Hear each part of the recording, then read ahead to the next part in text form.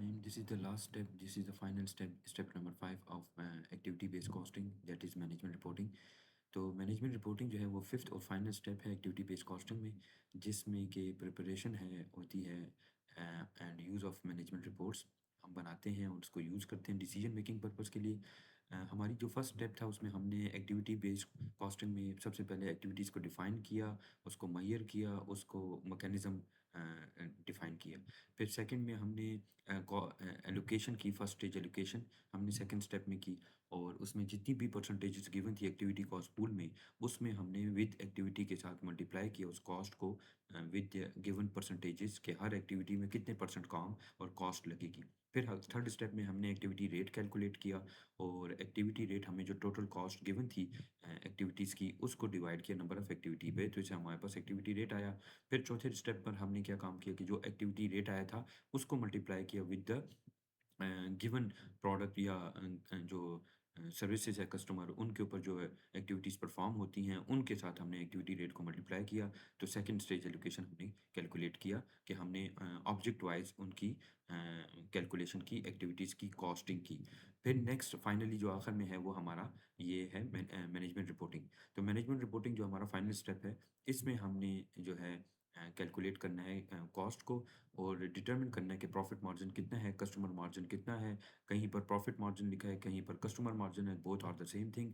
इस स्टेप में हम जो प्रीवियस कैलकुलेशन हमने की थी, जिसमें हमने activity identification, cost pooling, cost driver selection, cost allocation, ये हमने जो की थी, इसको हम सारों को एक्शनेबल करके और इसके ऊपर डिसीजन लेंगे। तो this is the ultimate final step to take the decision, जिसमें मैनेजमेंट अपनी स्ट्रेटेजिक डिसीजन लेती है। तो मैनेजमेंट रिपोर्टिंग में activity based costing are designed to provide a clear visible into the true cost structure, product, service, customer and processes। ठीक है, तो ये जो ट्रेडिशनल कॉस्टिंग के बरक्स एक्टिविटी बेस्ड कॉस्टिंग एक इंटरनल मैनेजमेंट रिपोर्टिंग के लिए होती है, और ये बहुत इंपॉर्टेंट है। और हमें ट्रेडिशनल कॉस्टिंग में हम बहुत सारी चीज़ों को नेग्लेक्ट करते हैं, लेकिन एक्टिविटी बेस्ड कॉस्टिंग में हम इसको इन डेप्थ कॉस्टिंग को कैलकुलेट करते हैं हर एक्टिविटी के साथ, हर स्टेप के साथ। तो activity based costing report break down cost based on actual activities consume, जो भी हमने एक्टिविटीज परफॉर्म की। मैंने आप लोगों को सबसे पहले ही कंपनीज की सिलेक्शन की थी और आपको कहा था कि आप take example of that companies that which you select in the initial stage. अब उस पर ये उसकी एक्टिविटी बेस्ड कॉस्टिंग को कैलकुलेट करें as example, as a case. These reports typically include cost per activity, cost per unit cost driver and per unit of cost driver and product profitability, identification of non value added values, ये तमाम चीज़ें उसमें activity based costing में आती हैं। इसका मकसद क्या है मैनेजमेंट रिपोर्टिंग का? जो इसका मकसद है, a key purpose of activity based costing management report is to support strategic decision such as pricing, product mix optimization, process improvement and cost control. For example, manager can identify product that appear profitable under traditional costing but are actually loss making when the overhead is accurate traced। जब हम उसको calculate करते हैं traditional costing में, जो कि हमने cost of good sold वाली स्टेटमेंट्स बनाई थी और उसमें इनकम स्टेटमेंट की थी, तो उसमें वो प्रॉफिटेबल शो हो रहा था। लेकिन जब हमने ओवरहेड को कैलकुलेट किया, अपनी तमाम कॉस्ट को कैलकुलेट किया और एक्चुअली ट्रेस्ड किया उसको, तो हमारे पास ये लॉस में शो हो रहा था। तो similar activity do not add values, such excessive inspection और rework can highlight the reduce और एलिमिनेटेड जो वर्क है उसको हाईलाइट कर देते हैं। Another important feature is that activity based cost management reporting का जो है फीचर है, वो often characterize activity into value added and non value added activity. किन चीज़ों की एक्टिविटी की इंपॉर्टेंस है और किन की नहीं है, कौन सी वैल्यूड हैं, कौन सी रेलिवेंट हैं, कौन सी इररेलेवेंट है, वो तमाम चीज़ें इसमें शामिल होती है। This help management focus on efficiency and continuous improvement. Moreover, these reports are not static। ठीक है, ये चेंज होती रहती हैं with the decision. They are use to perform evaluation and budgeting and long term planning के लिए ये reports इस्तेमाल होती हैं, और ये इंटरनल पर्पस के लिए ये कंपनी बाहर के साथ शेयर नहीं करती। अब फॉर एग्जांपल हम एक कंसिडर करते हैं एक मैन्युफैक्चरिंग कंपनी की, जिसका मैंने पहले भी आपके साथ एग्जांपल ली थी।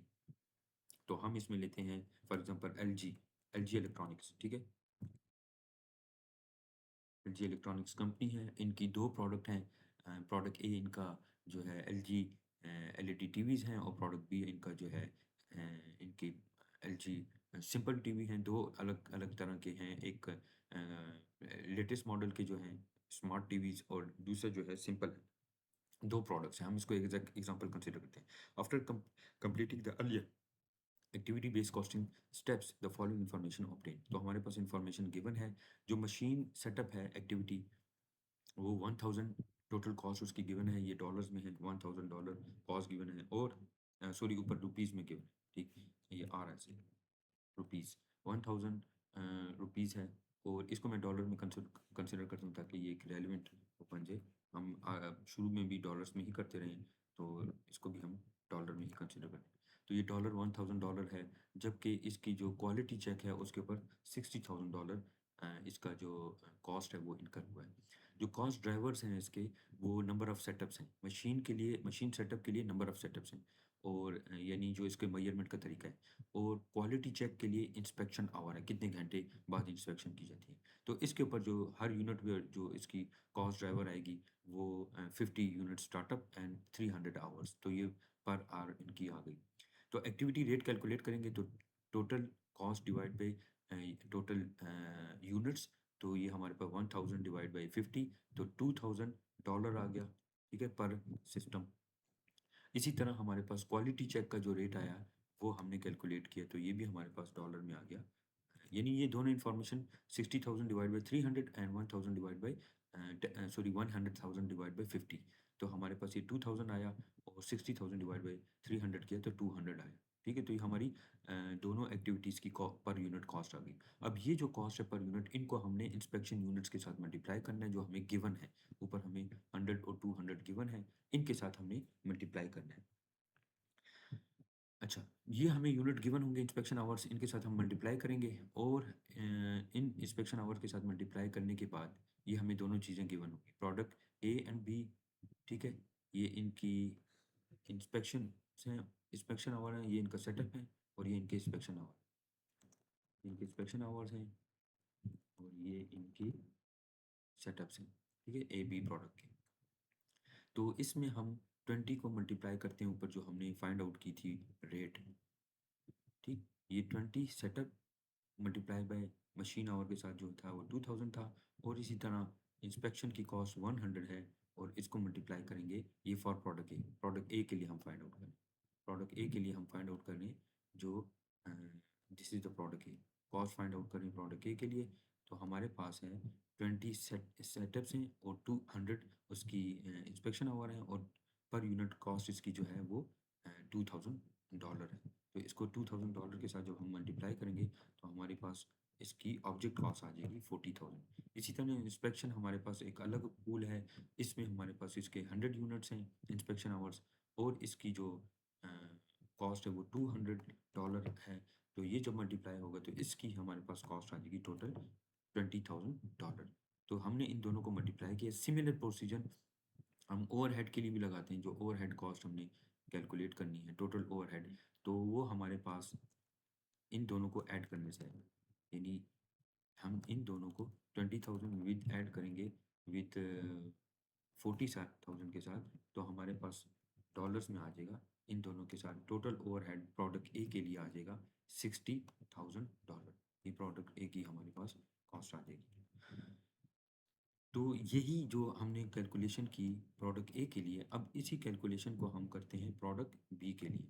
तो प्रोडक्ट बी के लिए हमने की, जिस हमारे पास गिवन थी 30,000, प्रोडक्ट बी के लिए ये कॉस्ट हमें गिवन है। प्रोडक्ट बी के लिए हम इसको कैलकुलेट करते हैं, इसके लिए हम इसको ग्रीन कलर में लें, ठीक है। तो 330 एंड 200 हमारे पास इंस्पेक्शन हो, तो 30 मल्टीप्लाई बाई $2000 जो हमें ऊपर हमने यूनिट कॉस्ट कैलकुलेट की और इसी तरह हमें 200 यूनिट कॉस्ट हमने कैलकुलेट की। तो बिल्कुल सिमिलर प्रोसीजर में जो हमने कॉस्ट फाइंड आउट की थी वो यहाँ पर भी आ गई। तो 60,000 प्लस 40,000 इसकी भी हमारे पास आ गई 100,000। ये भी डॉलर्स में, इसको भी हम डॉलर्स में लिख लेंगे, ठीक है। ये भी डॉलर्स में है, ये भी डॉलर्स में है और ये टोटल डॉलर्स में। ये टोटल कॉस्ट हमारे पास overhead cost for the B product B की ओवरहेड कॉस्ट भी हमने कैलकुलेट कर ली, ठीक। तो हमने प्रोडक्ट बी की भी कॉस्ट कर ली, प्रोडक्ट ए की कॉस्ट 60,000, प्रोडक्ट बी की कॉस्ट 100,000। अब आप देखें किसकी कॉस्ट ज़्यादा आ रही है, प्रोडक्ट बी की कॉस्ट। प्रोडक्ट बी की कॉस्ट हमारे पास ज़्यादा मेंशन हो रही है, जो कि $100,000 है, जबकि इसकी $60,000 है। तो $100,000 और $60,000 दोनों की कॉस्ट हमने कैलकुलेट कर ली। तो मैनेजमेंट रिपोर्ट इसको देखेगी कि management report will clearly show that product B, जो कि $100,000 है, consume more resources and is more costly.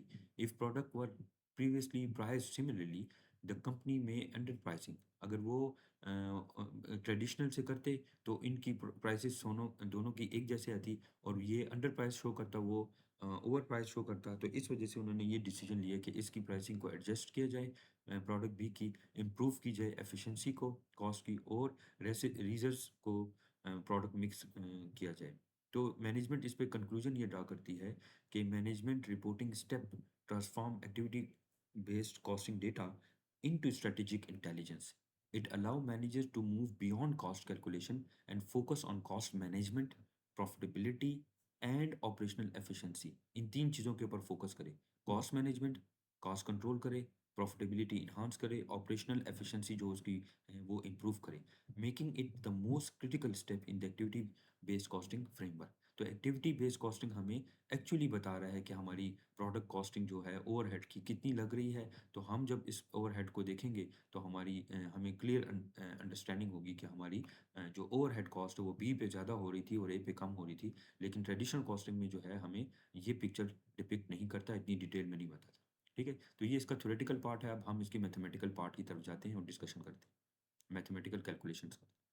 तो ये हमने वहाँ पर भी फाइंड आउट किया, और यहाँ पर भी हम इसको मार्जिन कैलकुलेशन के लिए, यानी प्रॉफिट मार्जिन को कैलकुलेट करने के लिए, तो ये बिल्कुल इनकम स्टेटमेंट की तरह ही है। हमने इसमें कस्टमर मार्जिन को कैलकुलेट करना है, यानी प्रॉफिट को कैलकुलेट करना है। तो उसमें हमारे पास जो गिवन इन्फॉर्मेशन है हमने उसको उठाना है। तो हमारे पास गिवन इन्फॉर्मेशन में सबसे पहले जो होता है वो सेल्स होता है। सेल्स हमें गिवन है, ठीक है। सेल्स हमारे पास इन यूनिट्स जो हमारे पास है 1000 यूनिट, और मल्टीप्लाई बाय जो इसकी सेलिंग प्राइस है वो हमारे पास ये $20, ठीक है। और इसको भी मैं इसी तरह लिंक कर देता हूँ, ये इक्वल टू 1000 यूनिट। तो ये हमारे पास जो सेलिंग प्राइस होती है वो यहाँ पर आएगी, वो बनती है तकरीबन इक्वल टू इन दोनों का multiplication, this multiply by selling price, ठीक है। तो ये हमारे पास वैल्यू आ गई इन डॉलर्स में $20,000। तो ये हमने कैलकुलेट कर ली सेलिंग प्राइस, तो जो कि which is very simple to calculate. दोनों को बस इंफॉर्मेशन गिवन थी हमारे पास, ये तमाम इंफॉर्मेशन, नंबर ऑफ़ यूनिट्स हमें गिवन है कि 1000 यूनिट्स हैं, और सेलिंग प्राइस हमारे पास 20 है, यहाँ पर लिखा हुआ है सेलिंग प्राइस। डायरेक्ट मटेरियल हमारे पास 8.5 है, ये हमें गिवन है, direct material was 8.5 per unit. Direct labour हमें गिवन है $6, ये गिवन है।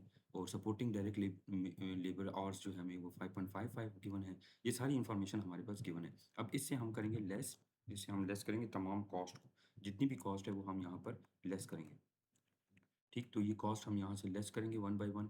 तो सबसे पहली जो है वो हमारे पास आता है डायरेक्ट मटीरियल।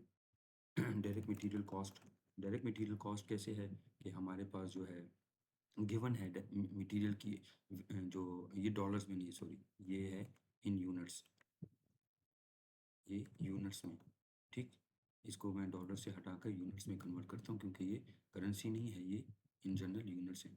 तो हमारे पास यूनिट्स गिवन है, यूनिट्स में मैं इन्हीं को उठाता हूँ। ये वाला हमारे पास जो फिगर है ये हमने यूनिट्स को ले लिए। इसी तरह हमारे पास जो गिवन है अ, इसकी प्राइस, वो है डायरेक्ट मटीरियल की 8.5। तो यहाँ पर मैं कैलकुलेट करता हूँ इसकी जो टोटल प्राइस है। टोटल प्राइस हमारे पास गिवन है this equal to unit 1000 multiply by 8.5 per unit. तो हमारे पास वैल्यू आ गई $8,500 में, ठीक है। ये हमारे सिंपली कैलकुलेशन है, इसमें कोई इतनी बड़ी कॉन्सेप्ट्स नहीं है, बस सीधा-सीधा सा क्वेश्चन है, ये हम बार-बार कर चुके हैं पहले भी। अब आता है डायरेक्ट लेबर कॉस्ट। तो डायरेक्ट लेबर कॉस्ट जो हमें गिवन है, बिल्कुल इसी तरह हमारे पास जो इन्फॉर्मेशन गिवन है कि डायरेक्ट लेबर कॉस्ट कितने यूनिट्स पर, तो यूनिट्स मैं यहाँ से ही उठाऊँगा। जो ऊपर मेरे पास नंबर ऑफ़ यूनिट है, 1000 यूनिट्स पर कितनी लेबर कॉस्ट लगी है, तो वो यहाँ पर लेबर कॉस्ट पर आवर जो हमारे पास लिखी है वो है गिवन है $6। तो इस तरह मैं इन दोनों को मल्टीप्लाई करूँगा तो मेरे पास आएगा 6000, ठीक है। नेक्स्ट हम करते हैं लेबर कॉस्ट के बाद हमारे पास आता है इनडायरेक्ट लेबर यानी सपोर्टिंग डायरेक्ट लेबर, इसको कहते हैं इनडायरेक्ट लेबर। सपोर्टिंग, ये FOH है, डायरेक्ट लेबर, बल्कि यहाँ लिख लेता हूँ, ऊपर भी लिखा हुआ है डायरेक्ट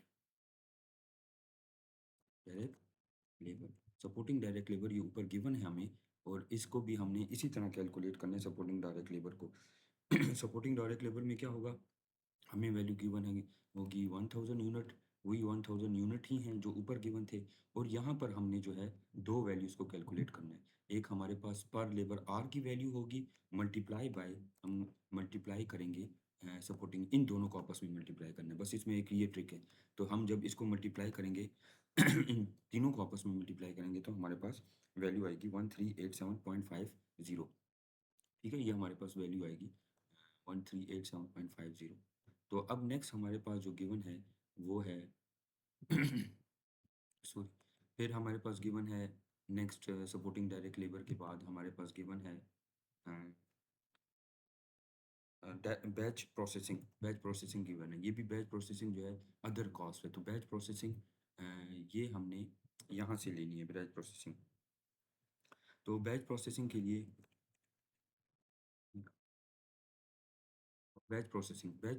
लिए हमें ये कहते हैं कि भई आपके पास बैच प्रोसेसिंग की जो इन्फॉर्मेशन है वो 107 पर बैच है। तो हम यहाँ पर लिखेंगे बैचेस कितने हैं, तो हमें इन्फॉर्मेशन गिवन है यहाँ पर, ये कस्टमर ने किया तो इसमें the order was produce in 2 batch, तो ये फिगर में दिया हुआ है, सॉरी वर्ड्स में दिया हुआ है 2 बैच, ये 2 बैच यहाँ पर लिखा लिखा हुआ है 2 batch. The order was produce in 2 batch, तो 2 बैच इक्वल टू यहाँ पर जो इन्फॉर्मेशन बैच प्रोसेसिंग की दी है वो ये है।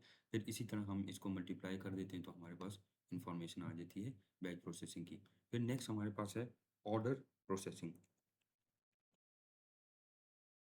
ऑर्डर प्रोसेसिंग में हमें गिवन है कि नंबर ऑफ ऑर्डर्स जो जो हमें ऑर्डर्स वाज गिवन है, जो हमारे पास इसमें वो एक ही ऑर्डर गिवन है तो हम इसको एक ही कंसिडर करेंगे, वन ऑर्डर है। यहाँ पर उन्होंने कहा है दिस वाज, जो उसमें कहा inter state truckings only order during the year, पूरा एक ऑर्डर कंसिडर होगा। तो ऑर्डर प्रोसेसिंग की ये वैल्यू गिवन है, हम इसमें ऑर्डर प्रोसेसिंग की वैल्यू भी यहाँ पर मल्टीप्लाई कर देते हैं, तो हमारे पास इससे हमारे पास क्वेश्चन आ जाता है दोनों की मल्टीप्लिकेशन 275। लास्ट में है customer services. Customer services customer services जो है वो भी हमारा एक ही कस्टमर है तो हम इसको एक कंसिडर करते हैं, और कस्टमर सर्विसेज की जो अमाउंट है वो हमारे पास गिवन है this.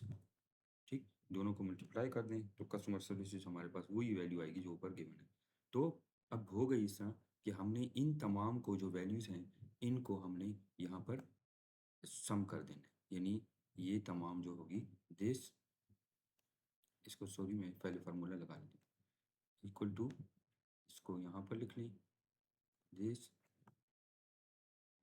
Plus, sorry, this plus this,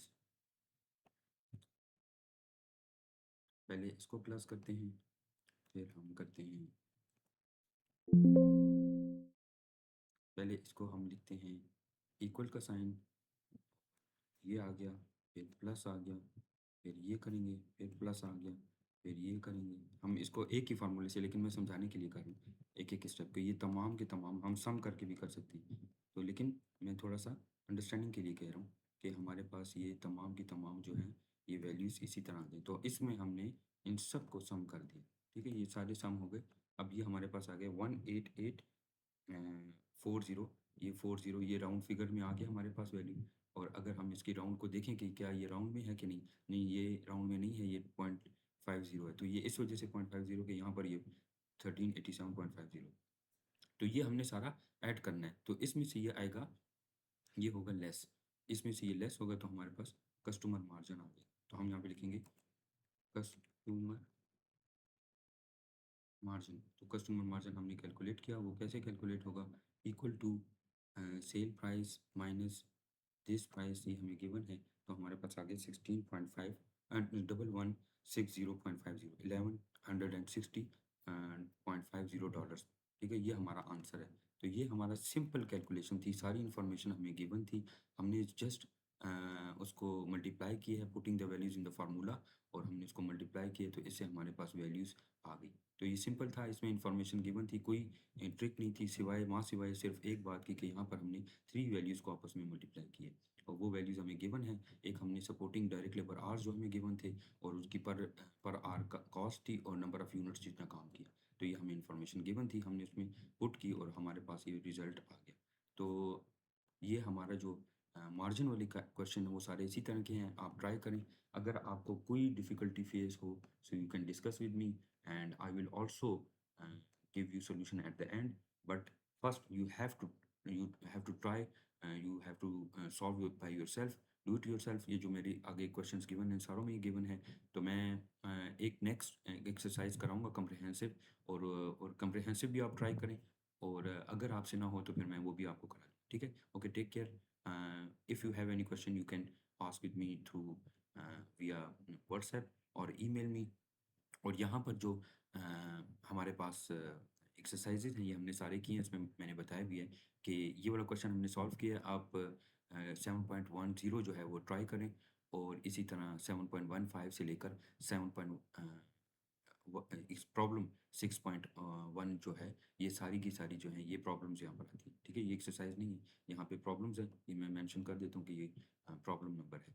तो अ, इसमें एक नज़र देख लेते हैं, ये 7.10 जो मैंने आपको असाइनमेंट दी है वो ये वाली है। इसमें भी क कस्टमर की प्रॉफिटेबिलिटी फाइंड करनी है। यहाँ पर आपको एक्टिविटीज़ गिवन है और यहाँ पर यूनिट्स गिवन है, बस इनके साथ आपने जस्ट मल्टीप्लाई करके कैलकुलेट करनी है मार्जिन, सेल्स मार्जिन को। फिर इसी तरह नेक्स्ट क्वेश्चन जो है हमारे पास जो गिवन है वो 7.13 है, ये कम्प्रिहेंसिव क्वेश्चन है। कम्प्रिहेंसिव जिसमें कंप्लीट हमारे फाइंड करने हैं स्टेज 1, स्टेज 2 और तमाम जो हमने सॉल्यूशंस किए हैं वो इस क्वेश्चन में सॉल्व करने हैं। फिर इसी तरह क्वेश्चन नंबर 14 जो है, क्वेश्चन नंबर 14 भी हमारे पास कम्प्रिहेंसिव क्वेश्चन है, जिसमें हमारा स्टेप 1, स्टेप 2, स्टेप 3, स्टेप 4 ये सारी जो हैं इसमें से कवर होती हैं जो हमने किया। फिर क्वेश्चन नंबर 15 भी जो है वो भी कम्प्रिहेंसिव क्वेश्चन है, इसके ऊपर लिखा भी हुआ है कम्प्रिहेंसिव क्वेश्चन। सो इसमें स्टेज 1 जिसमें हमने इनको इनकी कॉस्ट के साथ मल्टीप्लाई करना है, फिर इसको एक्टिविटी रेट फाइंड आउट करना है, और एक्टिविटी रेट फाइंड आउट करने के बाद हमने सेकंड स्टेज एलोकेशन करनी है और लास्ट में हमने प्रॉफिट मार्जिन फाइंड करना है। तो ये कंप्लीट क्वेश्चन है, ठीक है? तो ये एक आसान क्वेश्चन है, इतनी मुश्किल नहीं है, बस आपने स्टेप बाय स्टेप उनको फॉलो करना है, ठीक? और इसी तरह एक्सरसाइज 1.7, ये 1.5 और 1.6 और 1.7, ये 5 हो गया, 4 हो गया, ये 6 हो गया और ये हो गया 7, ठीक है? तो ये वन एक्सरसाइज 1.7 तक आपने ट्राई करें। If you feel any kind of difficulty regarding solution so you may ask with me. Okay, take care, अल्लाह हाफ़िज़।